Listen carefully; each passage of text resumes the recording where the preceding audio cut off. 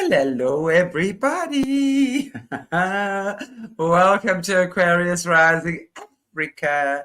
And it's a magical, marvelous, mythical, mystical, material, marvelous Monday with our beautiful Brice. Hello, Murder, Brice. You, honey murder bun. Yeah, exactly. Yeah. Well, I look forward to our topic today, the House of Romanov. I think it's going to be a fun one. But how are you? I'm so good. I can't wait. I was telling you backstage, I was like, we're about to get petty. And I've got that song in my head. I don't care. I love it. Like, just like, we're going to get petty. We're going to be petty petties today. That's why I love coming I on. love it. It's so fun. Yes, and it's always something to look forward to on a Monday. And hello, Dragonfly. Hello, Jessica. Hello, Mad as well. Another word, Colleen. Haniki Evans from Clanbrook in Mossel Bay. Down the drag from me. Nice to see my Sappho audience growing. So I don't feel like a foreigner amongst all you Yankee Doodle Doos.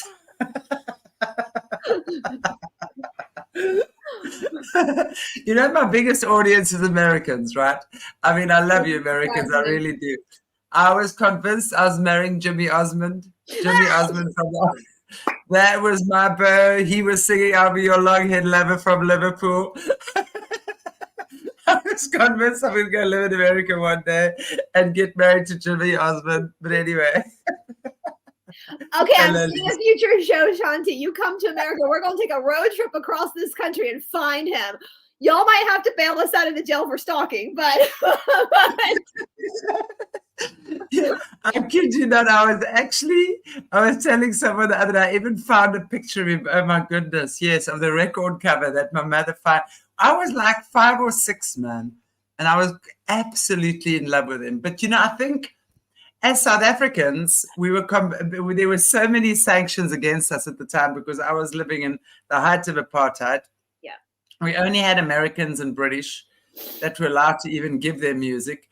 I never knew something like a child star existed.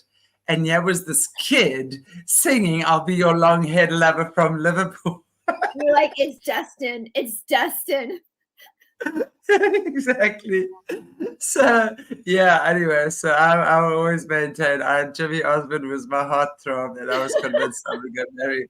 And I think, but there was like how many of those Osmonds are there? They're like 9 of them. They're Mormons. So Mormons tend to have like Utah. Utah. They have, and Donnie and Marie ended up being like, they even had a talk show for a while here in the United States. Donnie and Marie, as a I remember it. Yeah, they're super Mormon, and Mormons have like that squeaky clean persona. I mean, people have asked me to dive into the Mormon church on my channel. I've actually read the Book of Mormon just for shits, because I'm a nerd. I just read it for shits and giggles. It's like Christianity fan fiction. Let's just put it that way, guys. Like, I don't know how people believe that shit. But anyway, I would totally love to talk about the Mormons. I just feel like I need an ex-Mormon, because it's one thing to study the faith and it's another thing to grow up in the faith. But those Mormons, they're interesting people. Listen, I have one of the guests on my show, Asia Rain. She's coming on again, by the way. She's an ex-Mormon, and she was trafficked through the Mormon church. Oh, I don't doubt it. Terrible stories. I think there's now, if memory serves me, there's 12 heads of that church. Yep. And she was abused by 10 of them. 10 of the 12 that were her abusers. So she's actually coming on again. It started with Joseph Smith. He was marrying 14-year-old girls, and he was a 33rd degree master Mason. And there's some great podcasts out there, and I've reached out. There's a lot of channels that are like ex-Mormon channels, and I have reached out to people, but I haven't heard back. But their channel is like strictly ex-Mormon. So I don't know if they want to come on a channel that's not strictly just that, but we are just petty about everything. But yeah, that's an interesting faith. It's a very interesting, I'm very fascinated by, there's so many rules, and it all comes from Freemasonry. It's just very fascinating. And Joseph Smith, man, talk about a megalomaniac con man. He was. Yeah, he was one. I know he was one that abused her. No, Joseph Smith was from the 1800s. He was the one that.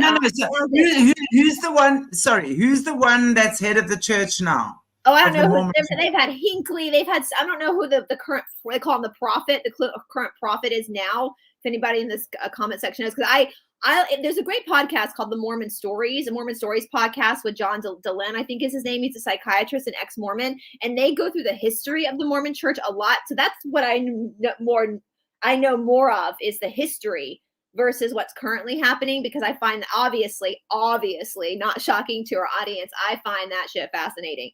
And there's a great Netflix miniseries called Murder Among Mormons, where they get into like faking of these texts. And the interesting thing about Joseph Smith, the founder, we say this all the time, darkness can't create anything. It can only steal from the light and invert it.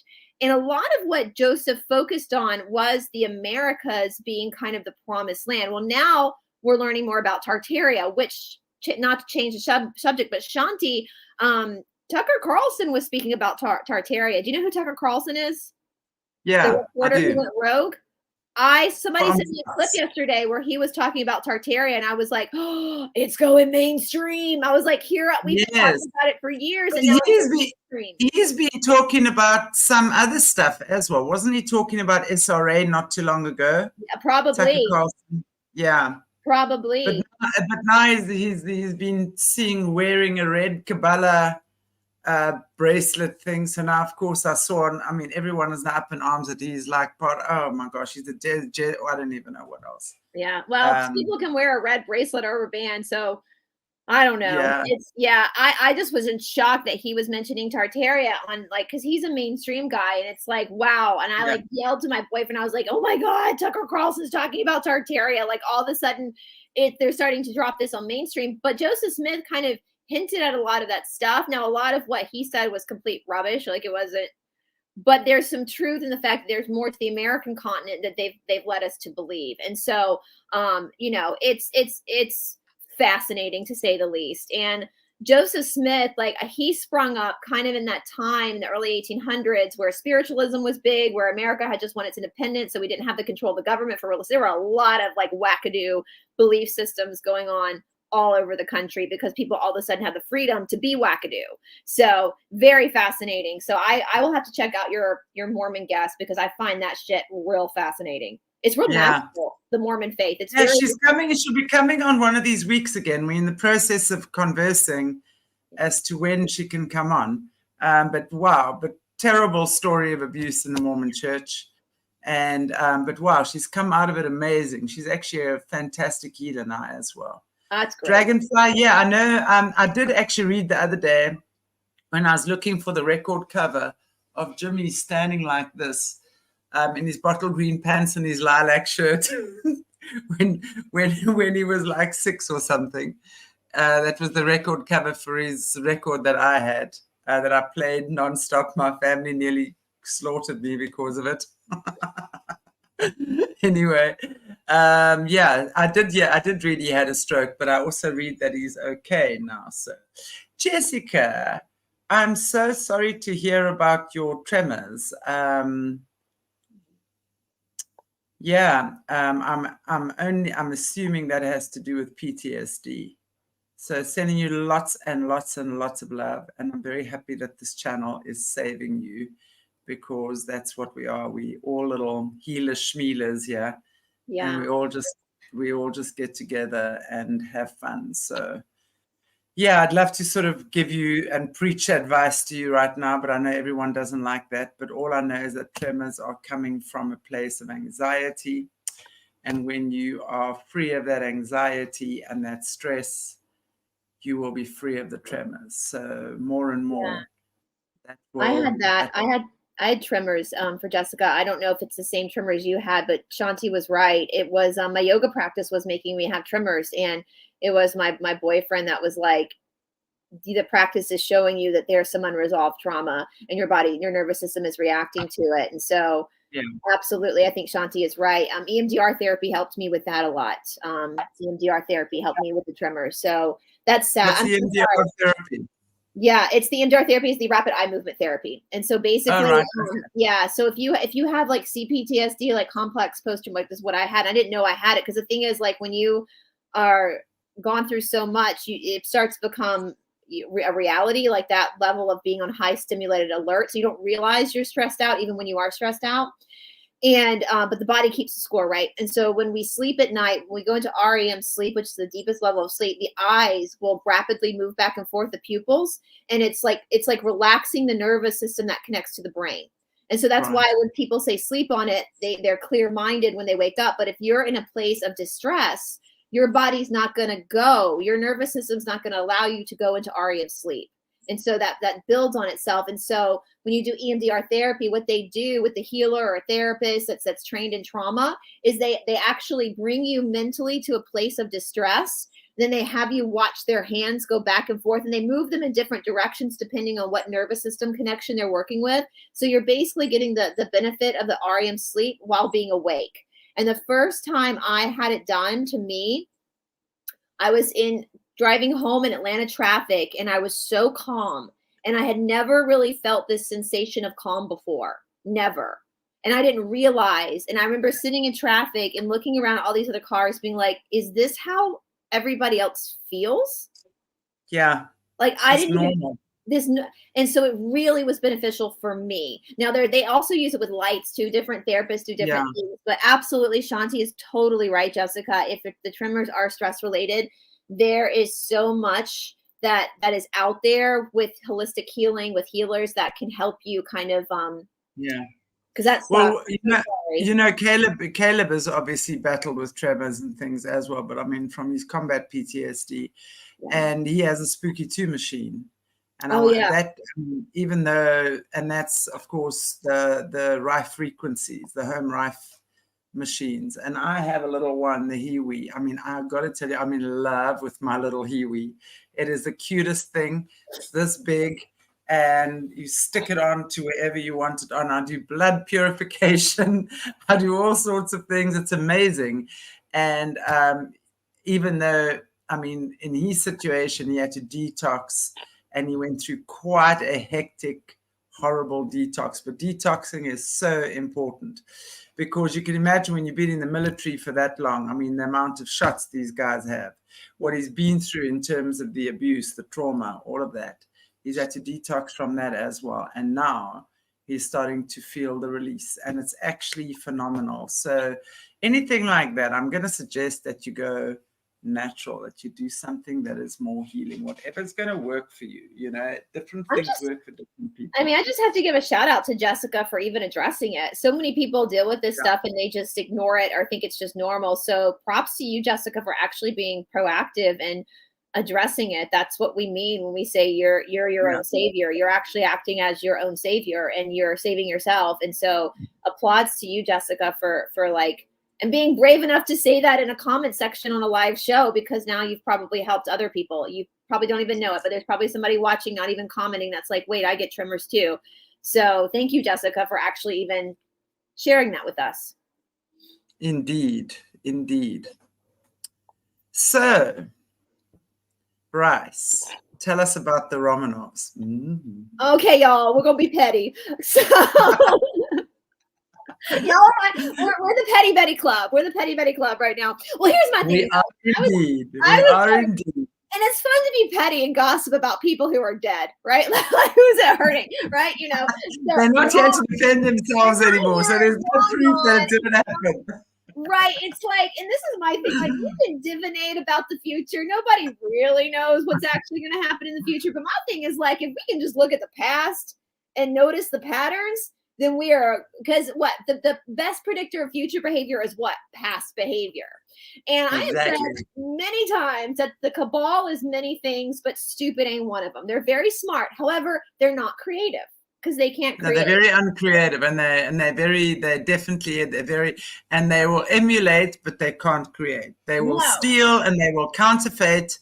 They will take what you have and completely mess it up. They'll take your beautiful, pure frequencies and twist and turn them and contort them into something that they should never be. But just because they can, they do. And they're powerful. They're stolen. And they yeah, exactly. And they're super, super. It's like Caleb was saying last night. I mean, he's got a very high IQ. And when he was enhanced, his IQ was in four numbers. Oh, wow. And these guys, ordinarily, their IQ is in 4 numbers. Wow. So they're smart. They're like, I mean, that's what psychopaths are, though. Most of them are very smart with no soul. So that's dangerous. exactly. That's what I think keeps a lot of us from acting out our full intelligence, is because we have empathy and we have morals, right? And one thing about the cabal is that they use the same formula over and over and over again. And if you can just recognize, I feel like if you can recognize the patterns, then you can predict the future. Then you're not going to be fooled. And I was telling you, Shanti, like we ended. I mean, I think God has a sense of humor, because I certainly did not plan it this way. This is just how it worked out. We ended the last Mystery Monday or Monday episode deep dive. We ended with Rasputin's wiener. I mean, we ended with a bang, right? And that's still one of my favorite episodes. And I know Rasputin's probably pissy. Not the prettiest thing I've seen in my life, that's for sure. The fact that we can make fun of it just depowers them even more. But I was thinking about the first deep dive to do for January, and I was like, all across the world, we have our own country's folklore. Like, I'm sure there's folklore from Georgia that Shanti doesn't know. There's probably folklore in South Africa that I'm not aware of. But one of the biggest folklore and conspiracies that we have across the world is what? Anastasia Romanov. Did she survive the shooting? And so I thought, why don't we start with that? And because I have a different opinion than a lot of people in this quote unquote truther world have. We've had people say Melania Trump is a Romanov, all these, which I personally think is junk conspiracy meant to distract us from what's actually happening. So I thought, well, why don't we start with Anastasia Romanov? Well, y'all know me. I can't just look at one case. You gotta look at plenty. I look at all of it. I gotta be like, how? And I want to say this very clearly, because regardless of whether the Romanov children were assassined that night or not, regardless, I don't believe that it's okay to kill children in general. You can't help who you're born to. I don't hold children responsible for anything their parents have forced them to do. I mean, look at people like Jesse. Like, as soon as they're able to leave, if they can leave, great. And if it wasn't for these children who were born into these wackadoo families that had a conscience and that said, this isn't right, and left, and then started speaking out, that's how we know that this shit happens, right? Like for the Calebs, the Jessies, all this kind of stuff. So regardless, I want to make that very clear. When we look at the House of Romanov, with that being said, I don't hold the children, the 4 daughters and Alexei, the son, responsible for anything that their family was doing at all. And I do not think they should have been assassinated, or I think children should be left to heal and to grow. But I do think we have to understand why the Romanovs were put in that position. I think it's important for us in 2024 to look at what was going on in Russia, to understand why the Russian people look to the Bolshevik as like their white hats, right? They saw the Bolshevik as their saviors. And that's terrifying to me, because how many people who are awake, they think they're awake, but they're relying on this mystical white hat to come in and save them. We need to learn from this. And because of what the House of Romanov had been responsible for 300 years, it put the people in that place being so angry at this elite group of people that they gave their power away to this other group. Right. And so that's what's really important here. And so if you guys don't know what we're talking about, I'll just start off with the execution of the Tsar and Tsarina. So the Grand Duchess Anastasia Nikolaevna of Russia was born on the 18th of June, my boyfriend's birthday, actually, 1901. In St. Petersburg, Russia. That was the capital of Russia at the time. She was the third and youngest daughter of Tsar Nicholas II and the wife Alexandra. Anastasia was a Romanov through her father's bloodline, and the great-granddaughter of Queen Victoria of the UK through her mother's bloodline. In a world built on pecking orders and elitism, Anastasia Romanov was born in the highest tier of humanity. So she's got royal blood through her veins through and through. And if you guys remember from Rasputin's episode, he was kind of the cause of the fall, because Alexei, her brother, had hemophilia. And so, he kind of willed his way into the Tsar's family. We know that he was doing probably bad things to the daughters. But anyway, so I was like, in my research, I was like, well, let's just kind of look back at the House of Romanov. And I thought it would just be part of the intro to this, but no, we're going to do a whole video. We're going to build up, you guys, through the weeks to Anastasia Romanov's execution, because we need to really understand what the hell was happening with this wackadoo family. And that's, I mean, I think we can just call the cabal wackadoo as it is. And so did you guys know that the House of Romanov it ended with an Anastasia and it started with an Anastasia Romanov. And both the Anastasia Romanovs were murdered. Both of them were, as they say. Now, how far apart? How far apart? How many years apart? 300 years apart from each other. Wow. So we're going to be talking about fake deaths. So Anastasia Romanov from the early 1900s, when they were executed in like 1917 or something like that, you know, we think there's some faked executions there. Well, this is not the first time the Romanovs have pulled a fake execution, okay? So we're going to be looking at witchcraft, heavy witchcraft throughout the Romanov. I mean, y'all, this stuff is so freaking juicy. I was like, oh, this is not going to be one episode.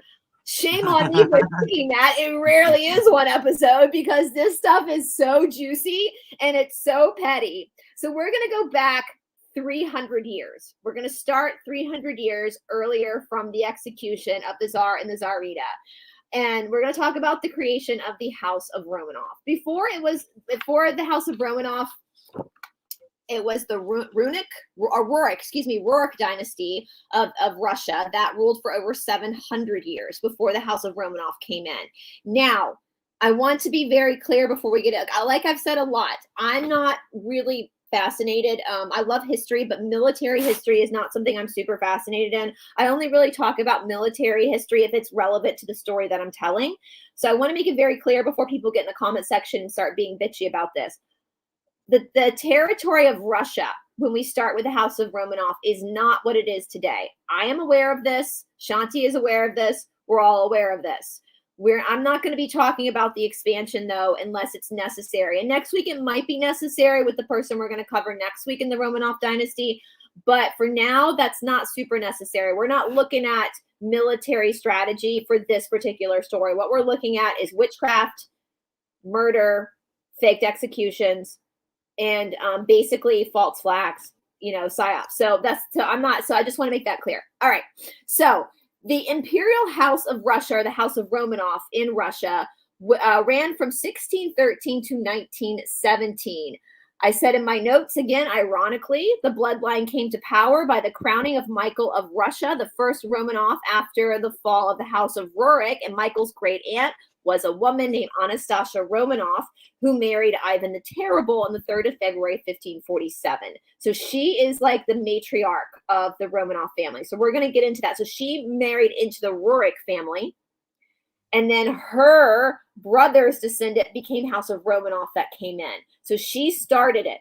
She's the one, by marrying Ivan the Terrible, she's the one that kind of came in and brought the Romanov blood into the elitism.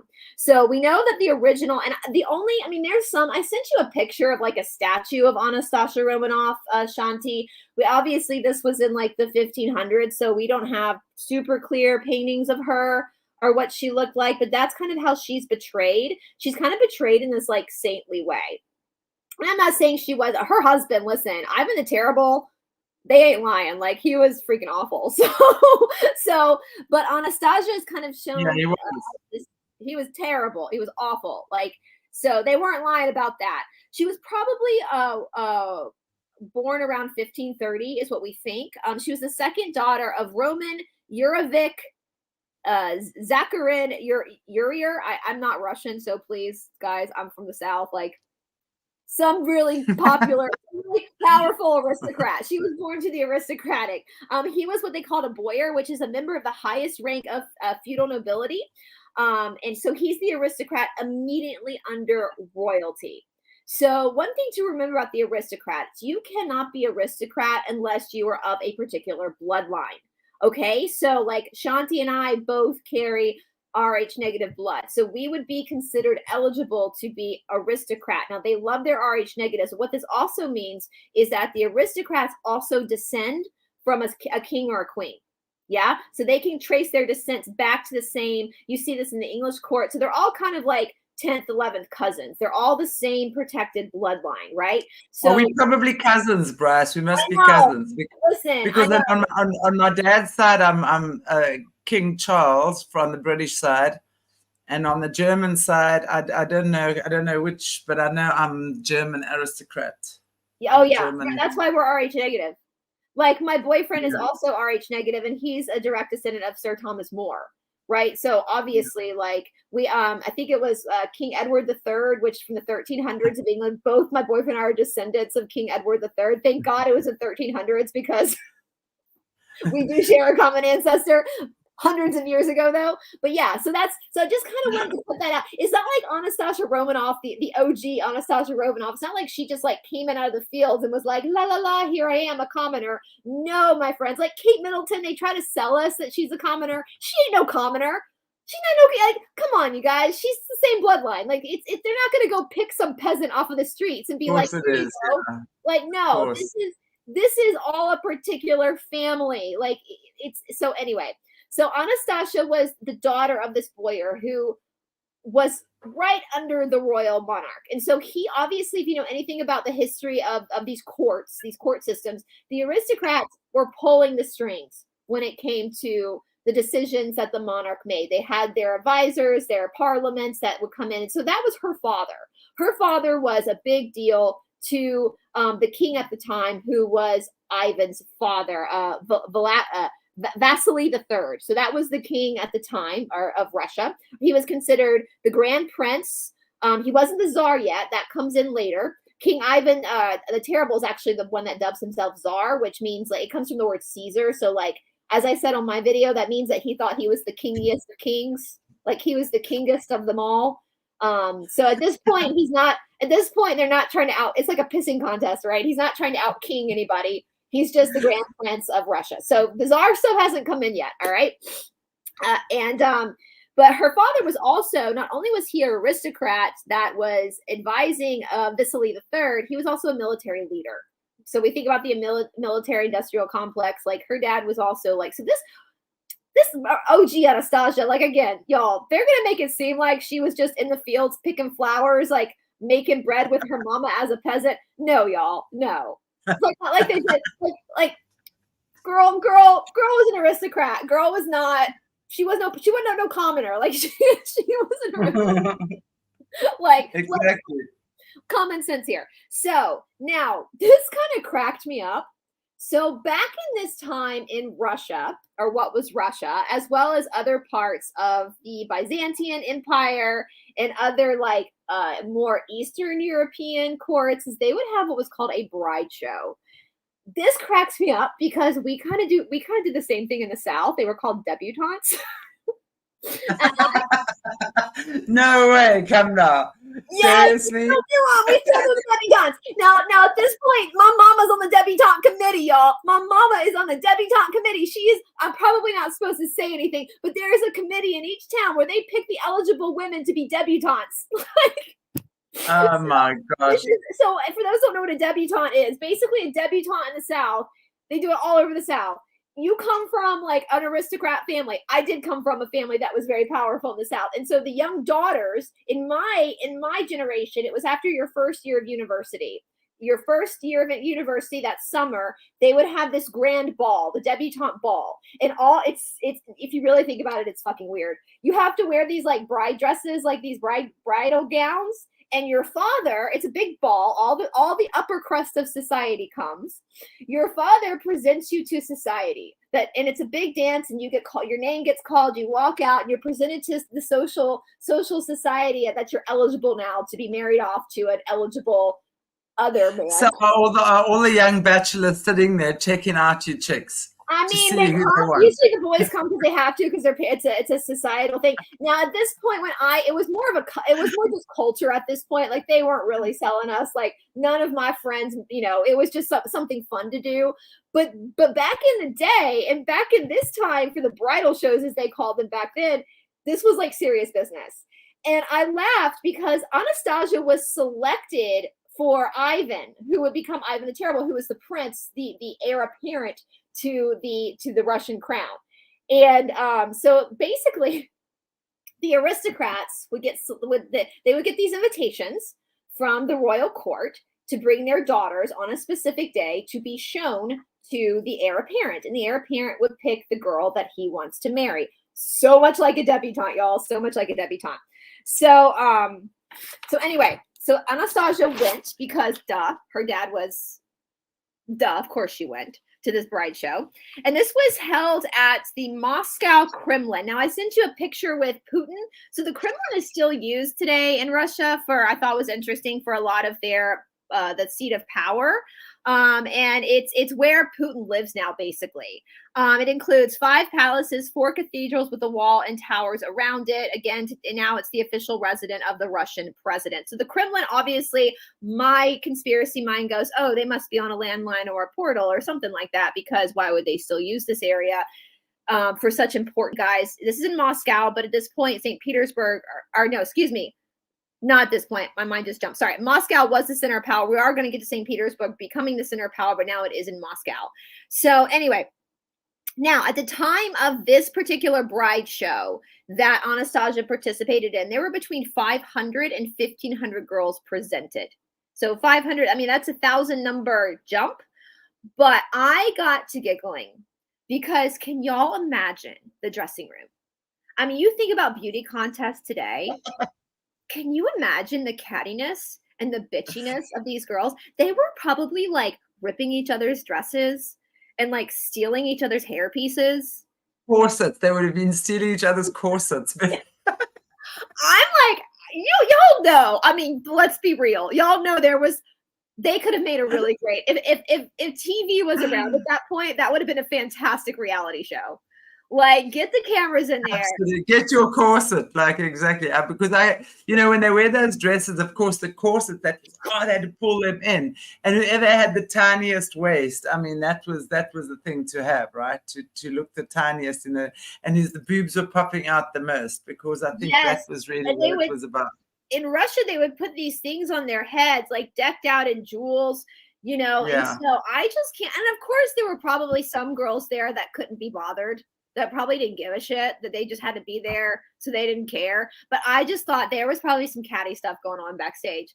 Well, Anastasia was selected pretty quickly by Ivan, and it is believed that, they'll tell us he had never seen her before, but bullshit.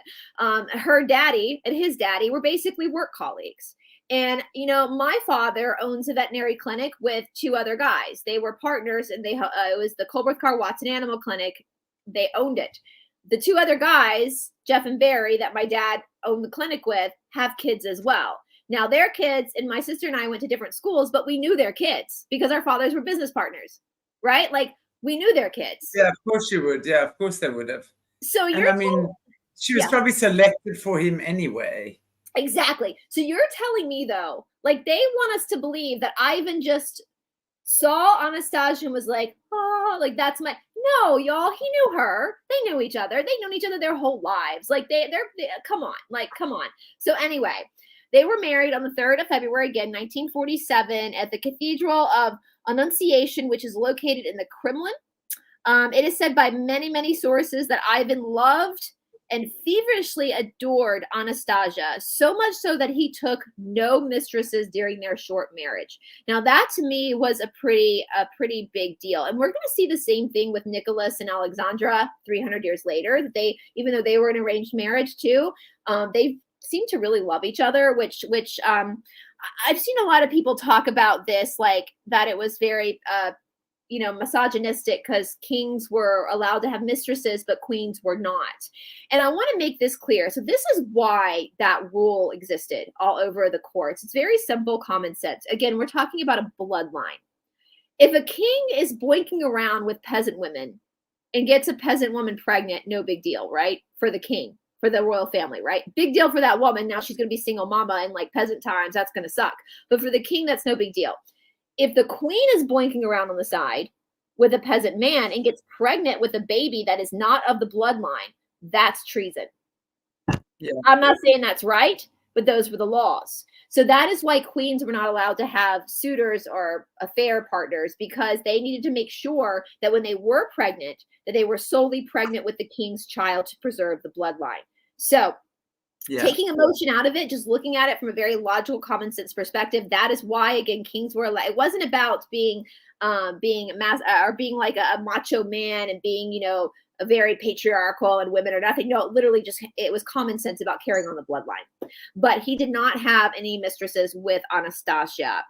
But by the age of 30, Anastasia would be dead.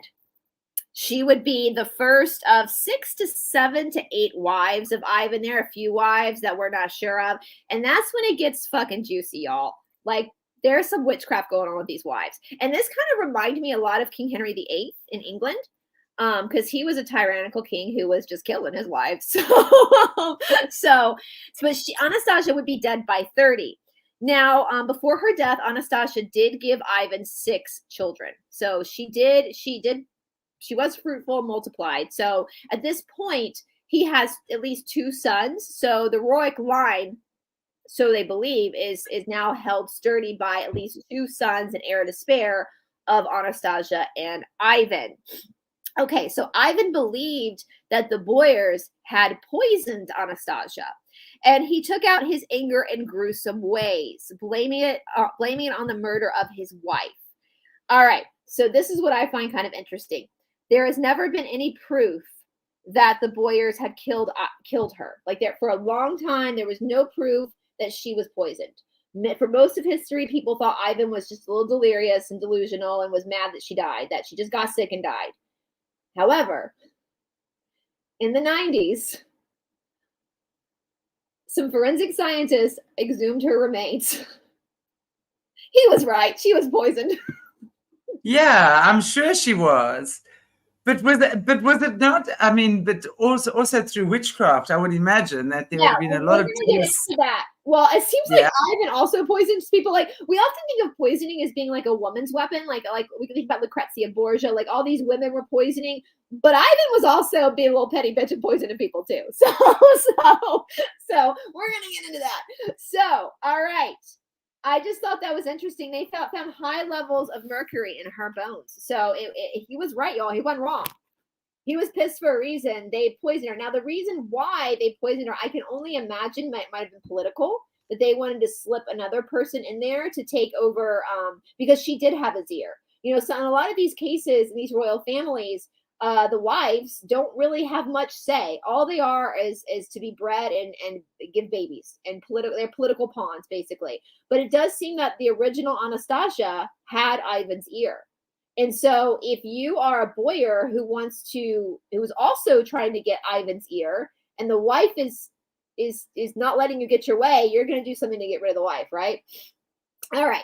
So I also want to mention that the same year that they got married was the year that 1547 that Ivan had himself crowned Tsar of all Russia, or an emperor. Again, that comes from the word Caesar. So this was when Ivan married his girl, and he was like, we're going to be the king and queeniest of all the king and queens. We're going to be the fairest of all the land. We're going to crown ourselves emperors. Nobody else is doing this. We're gonna make ourselves. And this title Tsar, which started at that last little bit of the Rurik dynasty, is going to travel through the Romanov dynasty down. It ends in 1917 with the 1918 with the execution of Nicholas II and Alexandra. All right, so let's talk about these wives. The second wife's my favorite, y'all. She's my favorite. Cause she was doing some witchcraft. Like, I'm like, well, someone needs to make a movie about this bitch. Cause she was. What's her name? Maria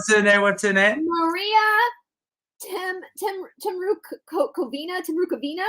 Again, not Russian, guys. So if I said that wrong, if we got some Russian people in the house, maybe you can tell us how to say it right. So Maria. I'm sure she poisoned Anastasia. Well, and it was either her or handlers, because get this, you guys. So Maria was presented to Ivan right after Anastasia's death. So Anastasia dies, and they're like, ta-da! Here's this new girl. Now, Anastasia warned Ivan on her deathbed that Maria was a witch. So on her deathbed, she was like, Ivan. I'm telling you, that witch poisoned Anastasia. It was Maria. My money's on Maria. She was like, honey, I know you got to get I've already given you 6 kids, but I know you're the czar, so you're going to have to get remarried. But Maria's a witch. Like, she's a witch. So So on her deathbed, but apparently she was really, really, really beautiful. And so I believe that there was some type of like spell casting going on. I mean, it doesn't take much to make a man fall in love with a crazy woman. How many men do we know? I've asked my boyfriend that before. How come men love crazy women? Like, I think some men just get enticed by crazy women who are beautiful. It's like the chicks like the bad boys. How many girls would go for the bad boys? We always tend to go for the bad boys. Until I went through therapy. Yeah. So you found yourself. I found myself, and then I started dating nice guys. Listen, dating a nice guy, the relationship's way more boring, but it's so much better. It's so much better. So much more peaceful. Yeah, exactly. So, all right. So she was beautiful, and she was also very, very cruel. So around this time, after she married Ivan on the 21st of August, 1561. He immediately regretted it after he married her. He was like, oh shit. Like after he married her. I got the witch. I should have listened to my dying wife. I know. Well, so she talked Ivan into creating this like Gestapo police force to basically suss out the aristocrats to figure out who killed Anastasia. And they would torture the aristocrats. They would execute them by very gruesome means. So I was like, oh, this girl was like, meanwhile, it was her. It was her way of getting rid of them all. Blood rituals. I mean, this is what this was. Yes. So now she also started to treat, she wanted terror and she wanted bloodshed. Like, talk about satanic stuff, right? She was cruel to Ivan's children. So this was kind of the breaking point for Ivan, because not that Ivan was that great of a father, which we're going to get to, but she was kind of mean to his kids. And like, these were the kids that were going to take over Russia. So they needed to be, so that kind of drove Ivan crazy. But never fear, my friends. She died on September 1 of 1569 at 29 years old. It is believed that Ivan himself poisoned her. I'm telling you, he did. She killed Anastasia. I'm telling you, she killed Anastasia. No, like we watch all these reality shows, like The Real Housewives of Beverly Hills. I'm like, there's nothing on this show. I was gonna say Dallas. Remember the movie that first the first TV series that we really had of Dallas with JR and all of that crowd. You probably were a little bit young, Brice. But that sounds very Dallatish to me. So yeah, you know, who killed who there. I'm telling you, Maria, whatever her name is, killed Anastasia. And I believe that Ivan loved Anastasia. He really did. And I believe that he never got over her. And that's why he was cross with Maria. And he poisoned her. Just get rid of her. Just get rid of her. Just poison her. I mean, a la Henry VIII, to chop her head off. Well, at least she wasn't riding on a stick somewhere, right? I know, right? Like, well, now we got the third wife. And I feel kind of sorry for Marfa. Marfa with an F was this woman's name. And she was selected by Ivan in the final round of a bride show. So he went through the whole bride show again of selection. She was one of 12 finalists. She was only 18.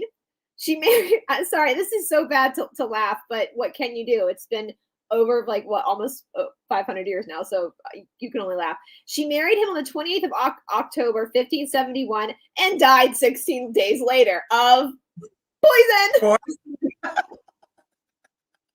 Was that Ivan again? Was it Ivan? I think this was the Boyers again, because these poor women are like just this ping pong match between, I think it was the Boyers, because now the Russian Orthodox Church is going to get involved, because they're going to step in and be like, you've had too many wives, my friend. So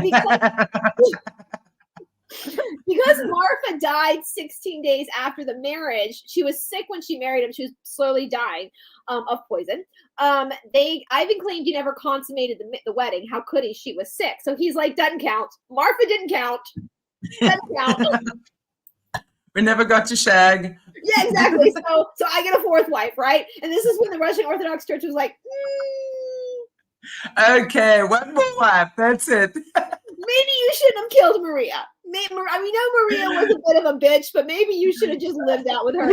You could have gotten some good shags, some good points out of her, like. Did she have kids? Did Maria have kids? No. Maria did not have kids with him.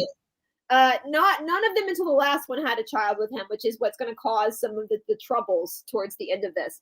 All right. So fourth wife was a woman named Anna Alexavina. So after Martha died, there was a problem because the Orthodox Church was like, you can't have 4 marriages.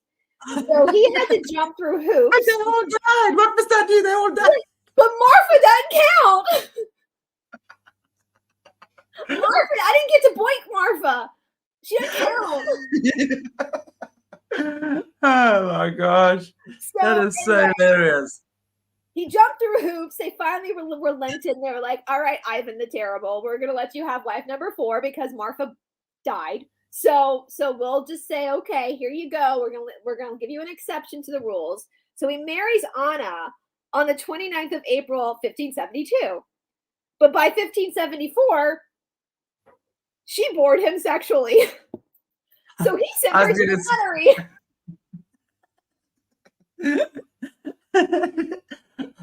Literally. This is so hilarious. Literally, she probably only did missionary style. And so he was like, you're too boring. I'm going to send you to a nunnery. I'm telling you, he should have just stayed married to Maria. Yes, he was crazy. You're a nun.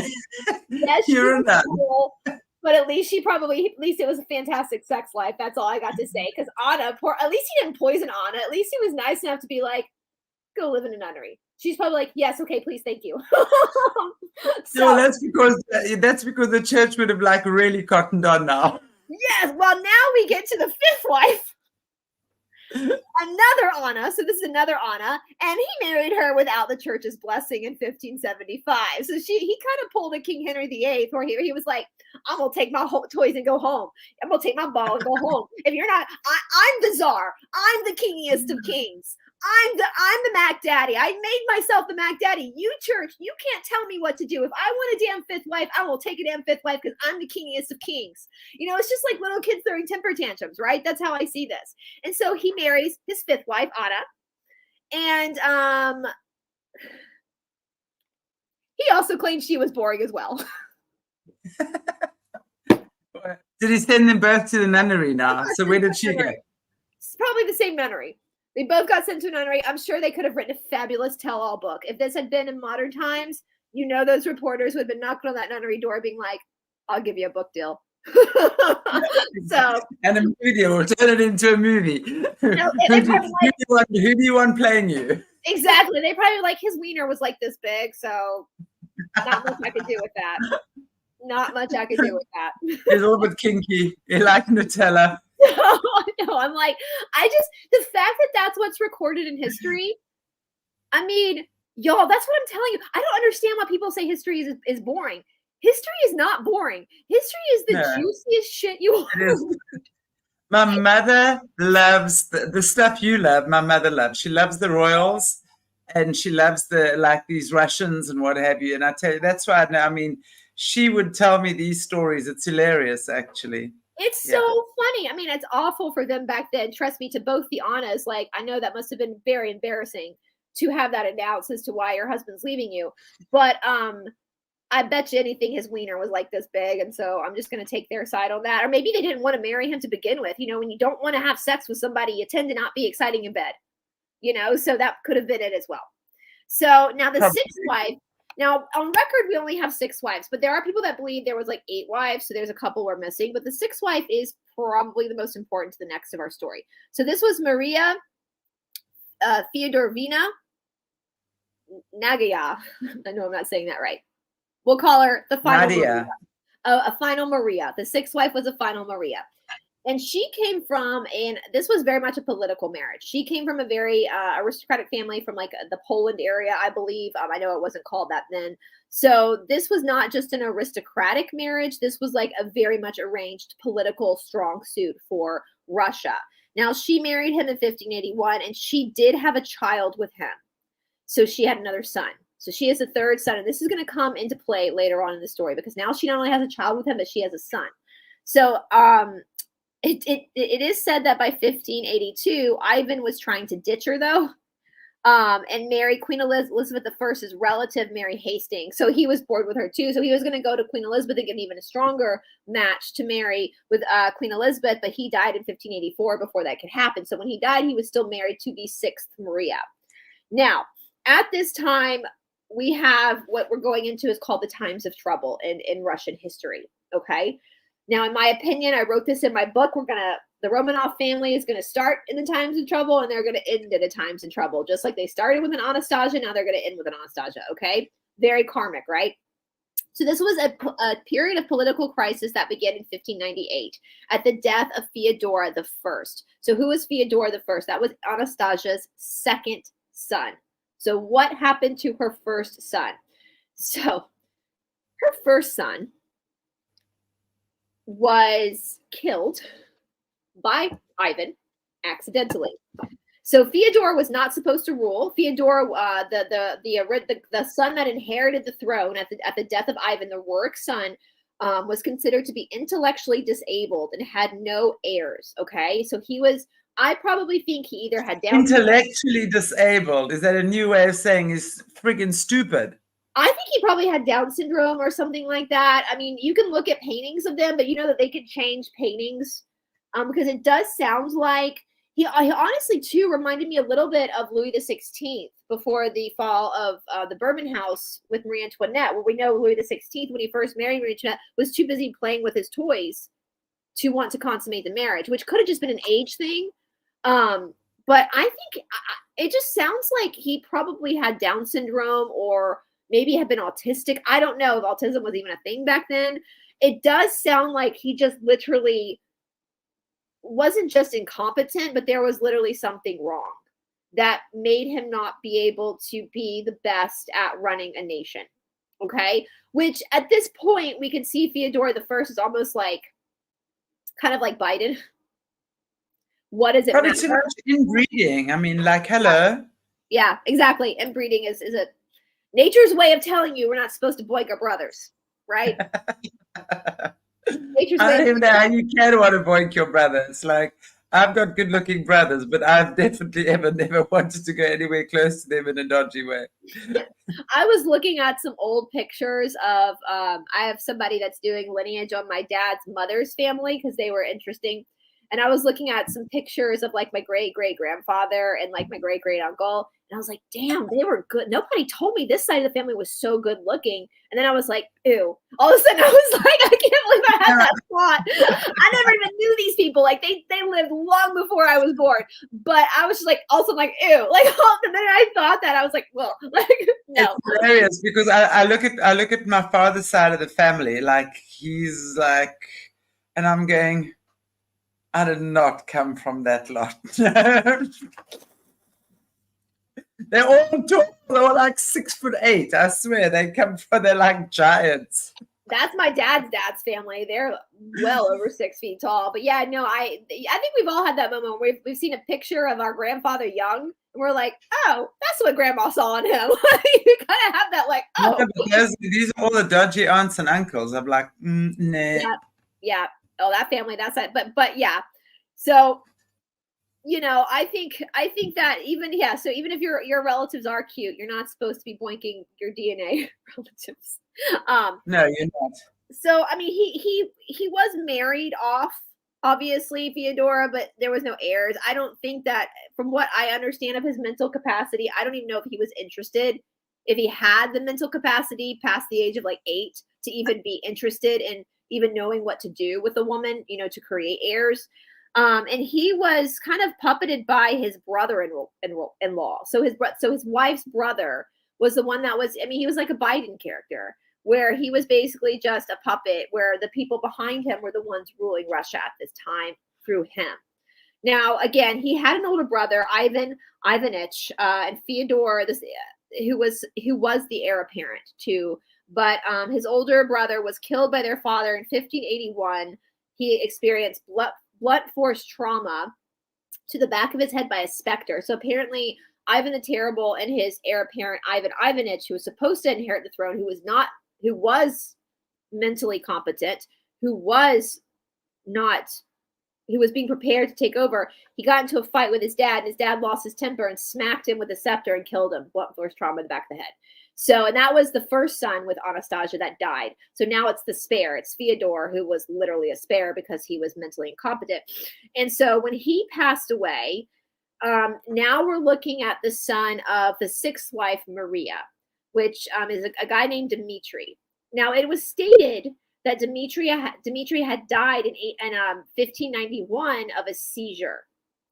And Marie at that point had blamed the seizure on Feodora's brother-in-law killing him.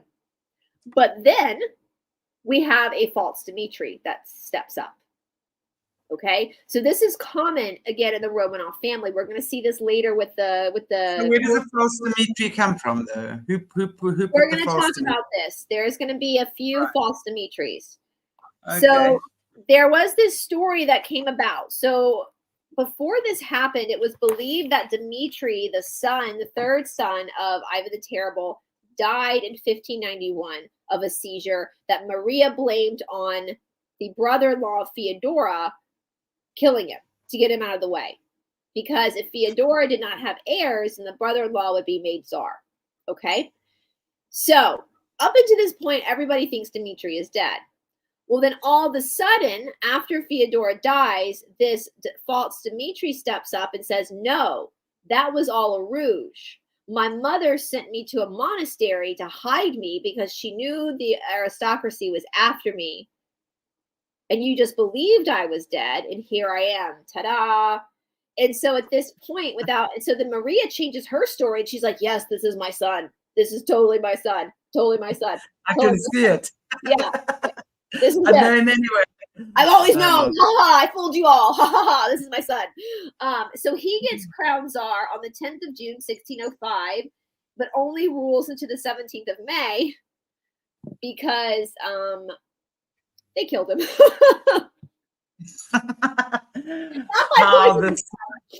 Not by poison, with a sword or something. Yeah, they were actually, and so basically, so he claims he escaped political assassination when he was 8, claimed his mother helped him escape, and some other child was killed in his place, right? And a peasant child. So, but now that Dimitri has been killed, okay? So, killed by the Boyars. So then, we have 2 more false Dimitris pop up. Another one comes around and says, just kidding! It's really actually me all this time, and this is the real me. This happens 2 other times. And all 2 other times, Maria is like, yeah, it's just one big ploy. The white hats, it's all just a chess game with the white hats. And we're just going to keep hiding Dimitri's until the And seriously, do people actually believe this, though? I mean... yeah. I mean, well, look at today. Look what people believe today. So it's like, will the real Shady, Slim Shady? What's that song by Eminem? Will the real Slim Shady please stand up?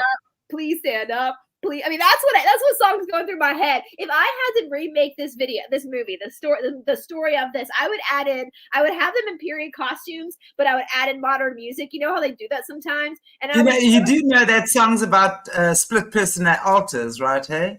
Well. Probably, and we could say that this is probably a very altar. Yes, he had altars. That was Dimitri had altars coming up, Brice. I mean, quoting like, "Hello, will the real Slim Shady please stand up? Please stand up. Please stand up." All right, so now we get to the last false Dimitri. So the false Dimitris married a woman. Yo, I'm telling you, this shit is so fascinating. This is what happens when people don't have TV to distract them or magazines to distract them. They create false Dimitris and they get wrapped in these like, I mean, the tangled webs we weave, and first we practice to deceive. That's what Shakespeare says. So this shit, so I'm like glad it's not me, but whoa, this is fascinating. So the first false Dimitri was married. When he was killed, and the second false Dimitri comes on, she goes, not only does the mother go, yes, this is my real son, but the wife goes, whoop, this is my real husband. The false Dimitri is killed, and then the mother and the wife. On the last one. And we shift over to the last one. Like, we just talk about having multiple husbands. I mean, y'all. But people believed it. And we look back and we think, how could they have believed it? Well, we look at some of the junk conspiracy people believe now, and we're like, listen, humans are kind of dumb sometimes. Like, we're kind of dumb. I mean, they have to tell us not to drink bleach. Like, if you buy a bottle of bleach that says do not drink, that's how dumb we humans are, because there are humans that will actually drink it. You know, so anyway, so they end up having a child. So the third false Dimitri and the wife or have a child. All right. Oh, excuse me. It was a child with the second false Dimitri. Anyway, it's all confusing. So they now have a baby. She names him Ivan after the false Dimitri's father, Ivan the Terrible, to be like, yes, you see, he is really. So now they're holding on to the throne because now the false Dimitri has the throne. He's killed. So the mother and the baby then run into exile, right? Now Ivan, now there is these people that are swarming around this little baby Ivan because they think he is the literal inheritor of the throne. So at this point, the basically the parliament are like, fuck, we need it, we need a czar. And so that's when they find Michael of Russia.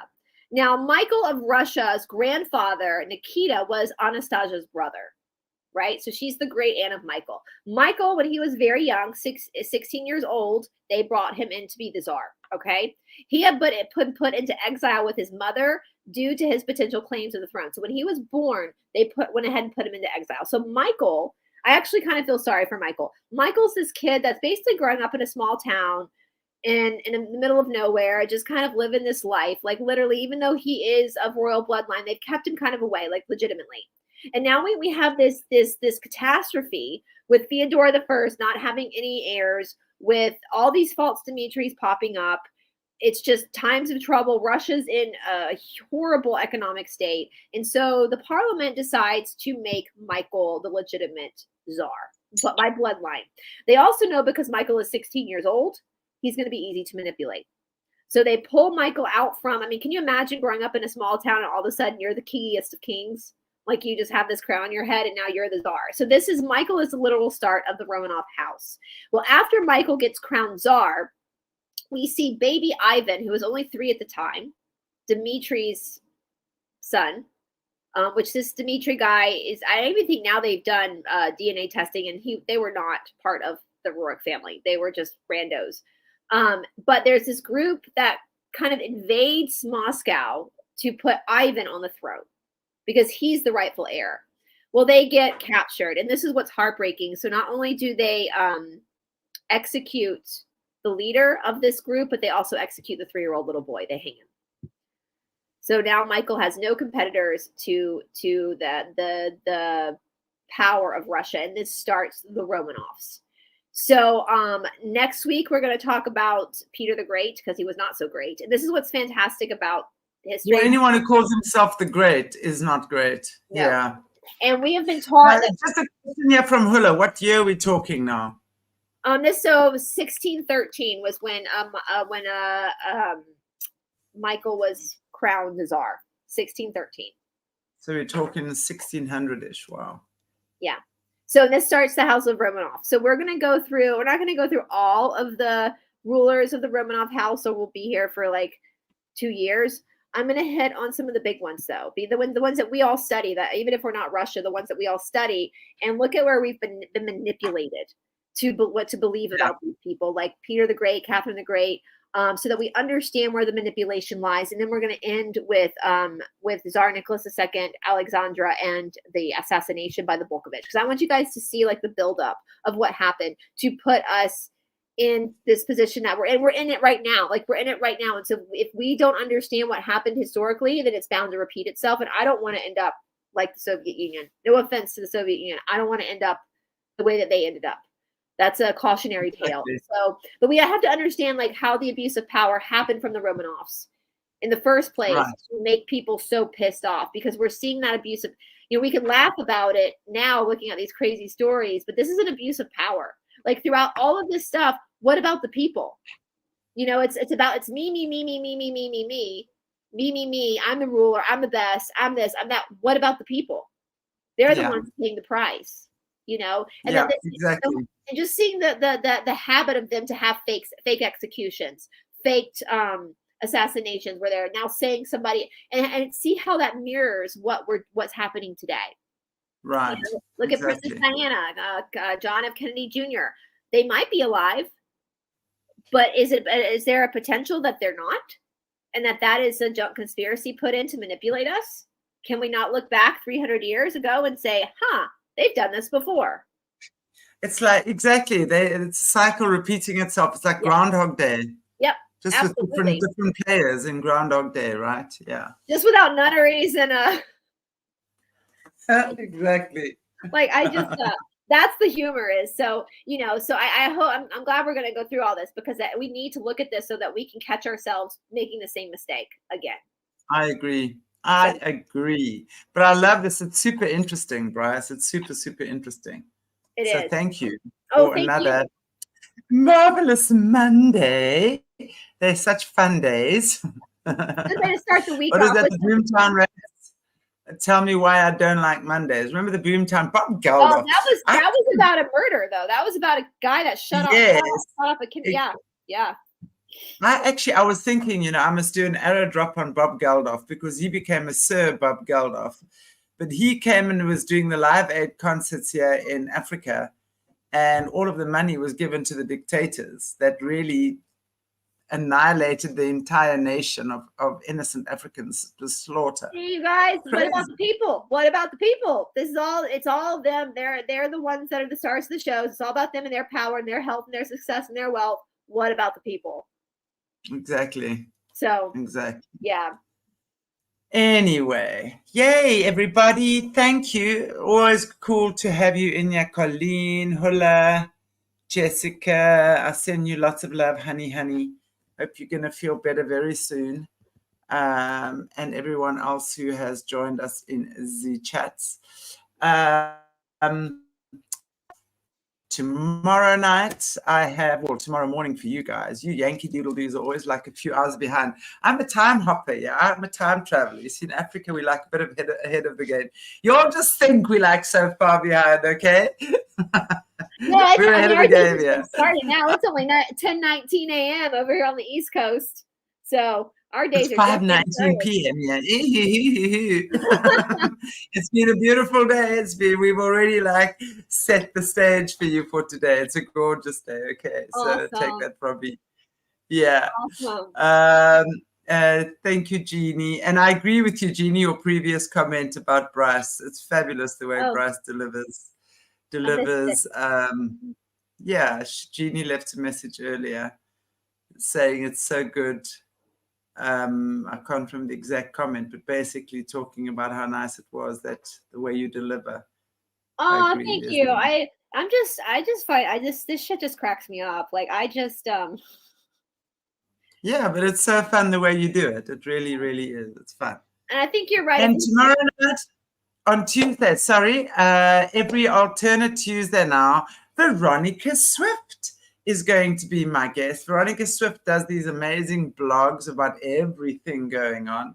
So looking forward to, yes. She's in the Petty Club too. Should we make a t-shirt that says part of the Petty Club? Like yes, can you do that there, please? Can you please do that?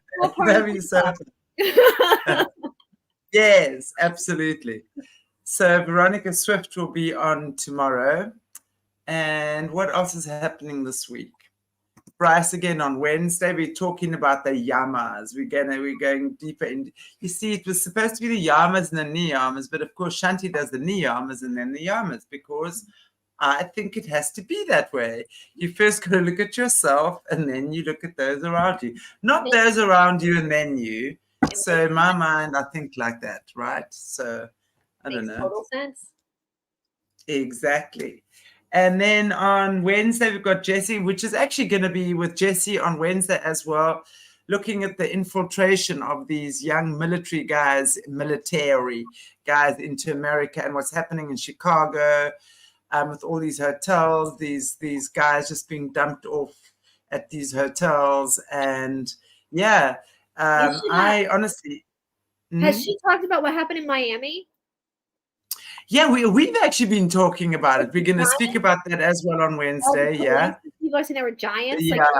Like some weird stuff going on, guys.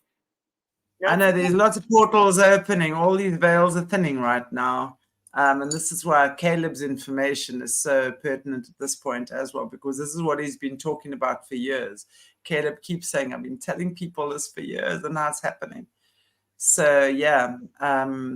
And then, so that's what we're doing on Wednesday on Jesse's show. Thursday, of course, we've got Caleb, and we'll probably be going into South America, dealing with South America on Thursday, because there's not another late slot available this week.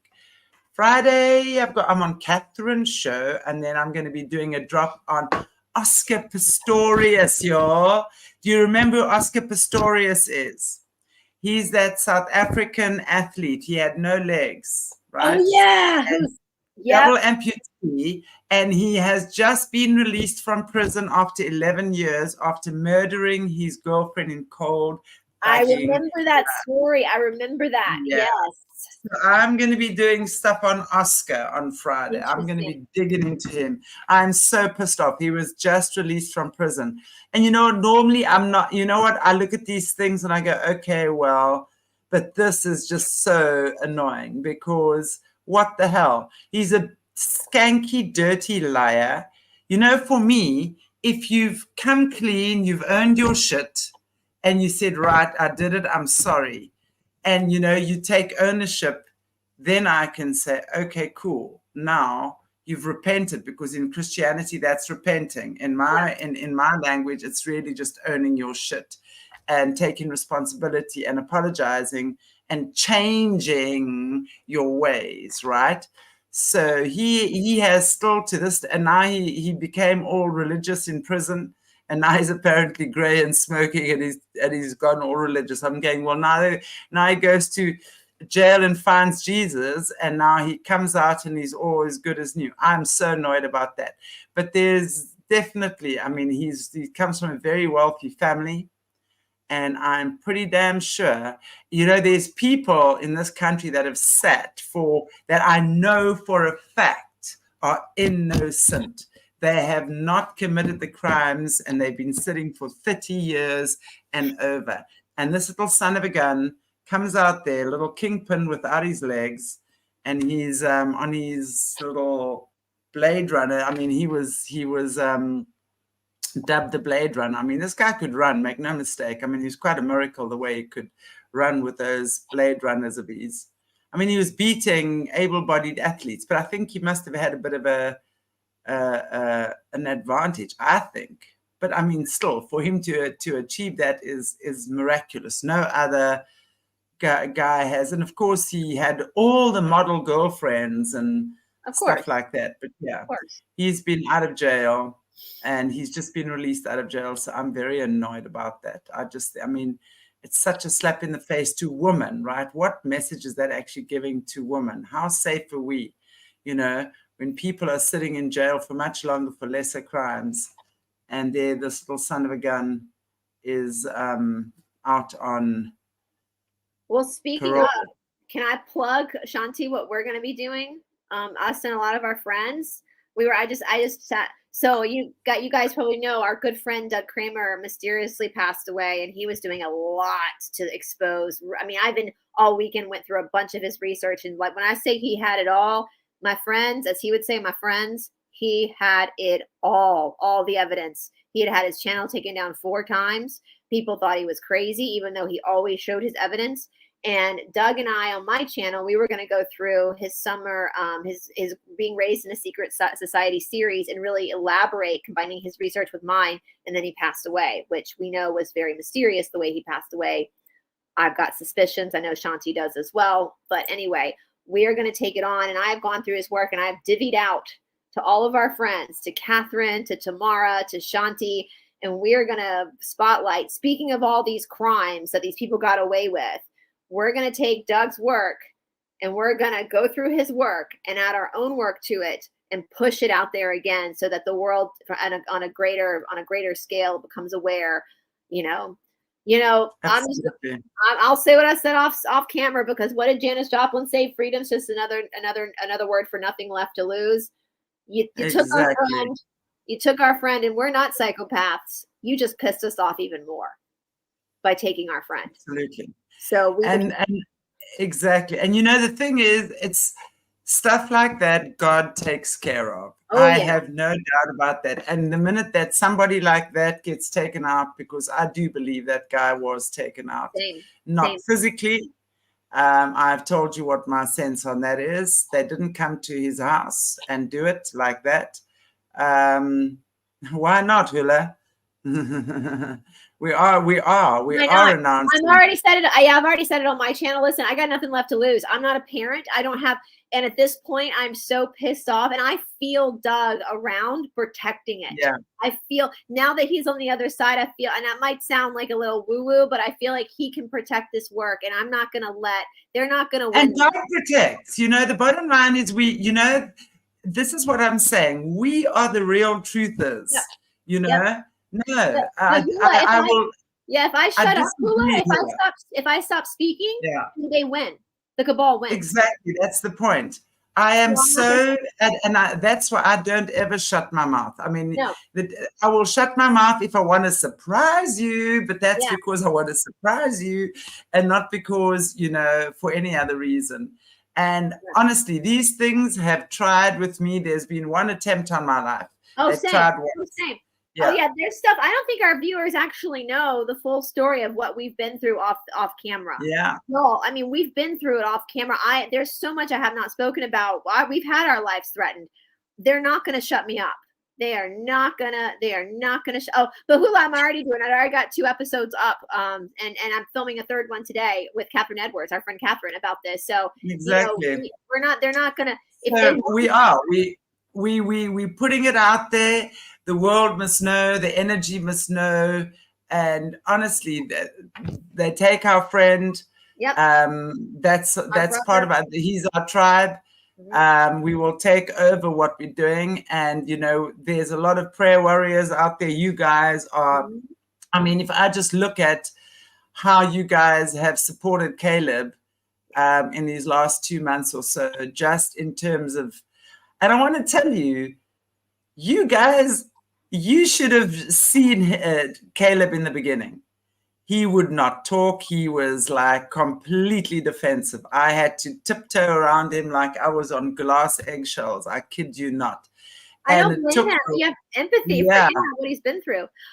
I have to hop off, Chantelle, because I got another show I got to jump on in a few minutes. So I'm going to hop off. Oh, good. You keep going, girl. Shit, I've got a meeting too. Okay.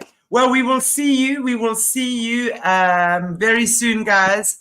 Thank you. God bless you all. Keep well, and keep praying for us, and keep praying that we can get Doug's work out there, and that it's all. They're not going to shut us up. They're not going to shut us up. So not at all. Love you guys. Bye, guys.